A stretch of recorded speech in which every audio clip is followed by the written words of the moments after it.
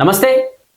తెలంగాణలో నిన్న సాయంత్రం నుంచి ఈరోజు పొద్దున వరకు ఎడతెరిపి లేకుండా వర్షాలైతే తెలంగాణ వ్యాప్తంగా పడుతున్న పరిస్థితి. కానీ తెలంగాణలో చూసుకున్నట్టయితే ఒకప్పుడు కామారెడ్డిలో ఏ విధంగానైతే వర్షపాతం నమోదైందో అదే విధంగా అత్యధిక సెంటీమీటర్ల వర్షపాతం అయితే ఇక్కడ హైదరాబాద్‌లో కొనసాగిందని చెప్పుకోవచ్చు. దీనికి సంబంధించి ఇక్కడ హుస్సేన్ సాగర్ కూడా పెద్ద ఎత్తున నీటి పరిమితిని మించి కూడా అక్కడ నీరు ఉధృత ప్రవాహానికి చేరిన పరిస్థితి. అలాగే ఇక్కడ మూసీ నది ఎప్పుడు కూడా దాదాపు 30 నుండి 40 సంవత్సరాల తర్వాత చూశారు ఈ మూసీ నది ఇంత పెద్ద ఎత్తున ఉప్పొంగడం. కానీ ఇప్పుడే చూస్తున్నామని చెప్పేసి కూడా మూసీ నది దగ్గర ఉన్నటువంటి పరివాహక పరిసర ప్రాంతాల్లో ఉన్నటువంటి ఆ ఇండలో వాళ్ళైతే చెప్తున్నారు. కానీ ఈ మూసీకి సంబంధించినటువంటి ఆ ఉధృతి పెరగడం వల్ల ఎంజీబీఎస్ బస్టాండ్ అయితే తాత్కాలికంగా మూసివేసిన పరిస్థితి. ఎందుకంటే ఎంజీబీఎస్ బస్టాండ్ ముందుగానే మూసీ నది ప్రవాహం ఉంది కాబట్టి ఆ మూసీ నది ప్రవాహం ఏదైతే గండిపేట దగ్గర గేట్లు ఎత్తడం వలన పెద్ద ఎత్తున ఆ ప్రవాహం వచ్చి ఎంజీబీఎస్ బస్టాండ్ లోపలికి కూడా వచ్చిన పరిస్థితి. అక్కడ తాత్కాలికంగా ఏదైతే ఇప్పుడు బతుకమ్మ సంబరాలు నడుస్తూ ఉన్నాయి, దాదాపు పట్టణ ప్రాంతాల నుంచి ఎంతో మంది గ్రామీణ ప్రాంతాలకి వెళ్ళడానికి మెయిన్ గా అటు కరీంనగర్ లాంటి ఆ ప్రాంతాలకు వెళ్ళడానికి, కరీంనగర్ వరంగల్ లాంటి ప్రాంతాలకు వెళ్ళడానికి అటు జేబీఎస్ అలాగే ఎంజీబీఎస్ ఎక్కువ ఉపయోగించుకుంటారు. కానీ ఇక్కడ ఎంజీబీఎస్ దగ్గర పెద్ద ఎత్తున కూడా అక్కడ నీటి ప్రవాహం బస్టాండ్ లోకి చేరిపోవడం, బస్టాండ్ దగ్గర 5 నుంచి 6 ఫీట్ల ఎత్తున నీటి ప్రవాహం ఉన్నట్టే బస్టాండ్ లోకి దాదాపు చేరిపోయి బస్సులు కూడా ఒక సగం మట్టుకు బస్సులు కూడా అక్కడ మునిగిపోయిన పరిస్థితి. అక్కడ పరిస్థితులు బాగోలేవు అని చెప్పేసి కూడా అక్కడ ఎంజీబీఎస్ రవాణా శాఖ అయితే ఎంజీబీఎస్ తాత్కాలికంగా క్లోజ్ చేసింది. అక్కడ ఎంజీబీఎస్ బయట ఉన్నటువంటి పెద్ద ఎత్తున బయట పోలీసు పహారా నిర్వహించి అక్కడ ఉన్నటువంటి ఎవరిని కూడా లోనికి రానియకుండా అక్కడ నుండే బస్సెస్ అక్కడ నుండి ఎక్కించేసి డైరెక్ట్ అక్కడ నుంచి పంపిస్తా ఉన్న పరిస్థితి. ఎవరైతే ఆ వరదల్లో బస్టాండ్ లోకి వచ్చి చిక్కుకుపోయిన వాళ్ళందరినీ కూడా ఇటు హైడ్రా బృందాలు కావచ్చు, అలాగే సంబంధించిన జిహెచ్ఎంసీ బృందాలు, పోలీసు వాళ్ళు పెద్ద ఎత్తున ఒక పెద్ద తాడు కట్టి ఆ బస్టాండ్ నుంచి బయటకు ప్రయాణిస్తున్న ప్రయాణికులందరినీ కూడా బయటకి చేరివేస్తున్న పరిస్థితి. ఇంతటి స్థాయి ప్రవాహాన్ని ఎప్పుడు కూడా చూడలేదు. దాదాపు 40-50 సంవత్సరాలు అవుతుంది. అప్పుడు చూసామంటే మళ్ళీ ఇప్పుడు చూస్తున్నాం. ఎందుకు అసలు ఇంత పెద్ద ఉధృతంగా అసలు వానలు పడతా ఉన్నాయి, ఆశ్చర్యం వ్యక్తం చేస్తా ఉన్నామని చెప్పేసి కూడా ఇక్కడ పరిసర ప్రాంత ప్రజలైతే చెప్తా ఉన్నారు. ఏదైతే మూసీని ఆనుకొని ఉన్నటువంటి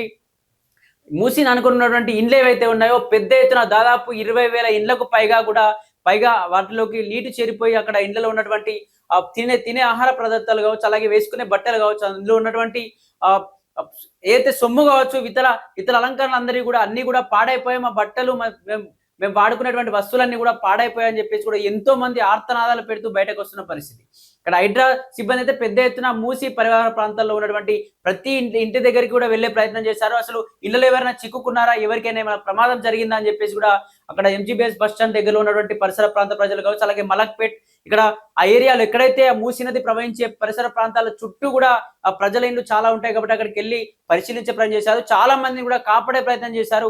కానీ కొందరు మృత్యువాత కూడా పడిపోయిన పరిస్థితి. ఇక్కడ చూసుకున్నట్లయితే ఎన్నో 20,000కు పైగా కూడా ఇళ్లలోకి నీరు వ్యాపించి చాలా మంది కూడా నిరాశ్రయాలు, ఇల్లు లేని వాళ్ళు అయిపోయి అందరూ కూడా బయటకు వచ్చిన పరిస్థితి. కొందరు అక్కడ నుండి సామాన్లని సర్దుకొని కూడా వెళ్ళిపోయిన పరిస్థితి. అసలు ఎన్నడూ చూడలేదు ఇన్నేళ్లుగా. దాదాపు 1908లో చూసాము. 1908లో ఒక పెద్ద ఎత్తున ఎంజీబీఎస్ దగ్గరలో, అలాగే ఉస్మానియా జనరల్ హాస్పిటల్ దగ్గరలో ఒక చెట్టు ఉంటుంది, చింత చెట్టు. ఆ చెట్టు చాలా మంది ప్రాణాలను కూడా కాపాడింది. దాదాపు 20,000 మంది కొట్టుకుపోతే అందులో ఒక 150 మందిని ఆ చెట్టే కాపాడిందని చెప్పేసి ఇప్పటికీ ఆ చింత చెట్టు అక్కడే ఉంది అని చెప్పేసి కూడా ప్రజలందరూ చెప్తా ఉన్నారు. ఆ చింత చెట్టు అంతమంది ప్రాణాలు కాపాడింది. కానీ ఈ సమయంలో కూడా పెద్ద ఎత్తున చింత చెట్టు దగ్గరికి వెళ్లే ప్రయత్నం చేసినా కూడా కొందరు కూడా మృత్యువాత పడ్డట్టుగా తెలుస్తా ఉంది. దీనికి సంబంధించి తాత్కాలికంగానైతే ఎంజీబీఎస్ బస్ స్టాండ్ అయితే ఆపేసిన పరిస్థితి. నీరు అధిగమించిన తర్వాత ఏదైతే వర్షపాతం కొద్దిగా తగ్గింది కాబట్టి ఇక్కడ నీటి ప్రవాహం తగ్గితే బస్ స్టాండ్ లోకి నీళ్లు రాకుండా ఉంటుంది. అప్పుడు మళ్ళీ మా బస్సెస్ ని కొనసాగిస్తామని చెప్పేసి కూడా అక్కడ ఎంజీబీఎస్ సంబంధించినటువంటి ఆ స్టాఫ్ అయితే ఒక ముఖ్య గమనిక అని చెప్పేసి కూడా ఒక పోస్టర్ రిలీజ్ చేసిన పరిస్థితి. ఒకసారి దాన్ని చూద్దాం.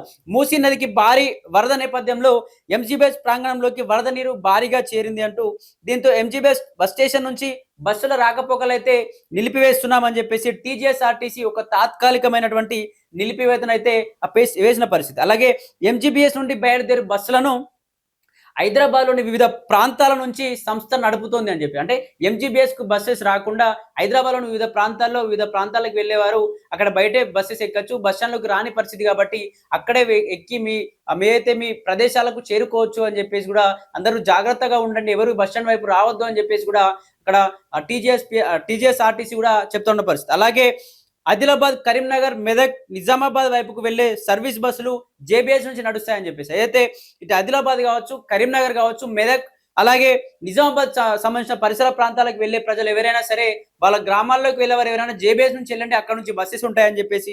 అలాగే వరంగల్, హన్మకొండ వైపునకు వెళ్లే వాళ్ళు ఉప్పల్ క్రాస్ రోడ్ నుంచి వెళ్ళొచ్చని. అంటే వరంగల్, హన్మకొండ వెళ్ళేవారు ఉప్పల్ క్రాస్ రోడ్ నుంచి డైరెక్ట్ బస్సెస్ అక్కడ నుంచి ఉంటాయి, అక్కడికి వెళ్ళండి, ఎంజీబీఎస్ దగ్గరికి రావద్దు అని చెప్పేసి. అలాగే సూర్యాపేట్, నల్గొండ, విజయవాడ వైపునకు వెళ్లాల్సిన వాళ్ళు ఎల్బీ నగర్ నుంచి వెళ్ళండి అని చెప్పేసి. అలాగే మహబూబ్ నగర్, కర్నూలు, బెంగళూరు వైపుకు వెళ్లే ఏదైతే వెళ్లే సర్వీసెస్ ఆరంగాపూర్, ఏదైతే ఆరంగర్ నుంచి వెళ్తున్నాయని చెప్పేసి కూడా ఇటువంటి ఏదైతే బస్సెస్ ఎంజీబీఎస్ కు రాకుండా ఎఫ్జీబీఎస్ లో ఉద్ధృత పరిస్థితి ఏర్పడింది కాబట్టి పెద్ద ఎత్తున నీటి ప్రవాహం ఇక్కడికి రావడం వల్ల మళ్ళీ నైట్ ఏ వర్షపాతం మళ్ళీ ఎక్కువగా నమోదవుతే అక్కడ మళ్ళీ బస్ స్టాండ్ కూడా అక్కడ పూర్తిగా మునిగిపోయే ఛాన్స్ కూడా ఉంటుంది. ఎందుకంటే బస్ స్టాండ్ కు ముందుగానే మూసినది ఉంది.